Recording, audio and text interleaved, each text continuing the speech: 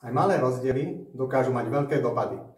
Ako doplnkové služby prepravcov dokážu zamiešať kartami, sa dozviete v tejto vzdelávačke.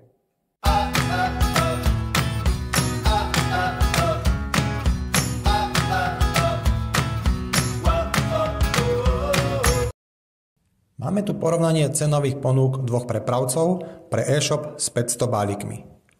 Z porovnania pri balíkoch vychádza prepravca B výhodnejšie zhruba o 23 eur. Pri doplnkových službách sa však situácia môže zmeniť.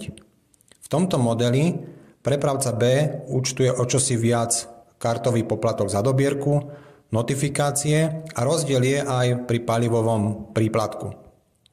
V takomto nastavení by sa celkové náklady medzi jednotlivými prepravcami v podstate vyrovnali.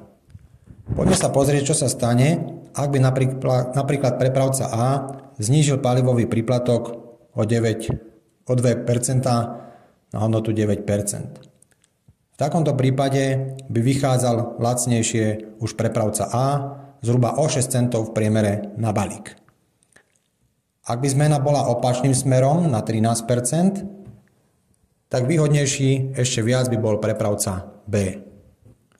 Skúsme si pozrieť druhý model, v ktorom sú notifikácie aj dobierkové poplatky účtované v rovnakej miere a takisto aj palivový príplatok.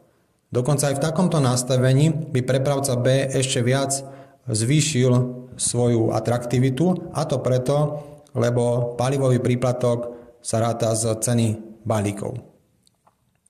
Ak by však u prepravcu A bol palivový príplatok nižší, napríklad o 2%, tak rozdiel medzi jednotlivými prepravcami by sa opäť zotrel. Čiže z týchto nepatrných rozdielov je vidieť, do akej veľkej miery dokážu doplnkové služby ovplyvniť celkové náklady a výhodnosť toho ktorého prepravcu. Chceli by ste si aj vy porovnať celkové náklady? Kontaktujte nás. Radi vám s porovnaním pomôžeme.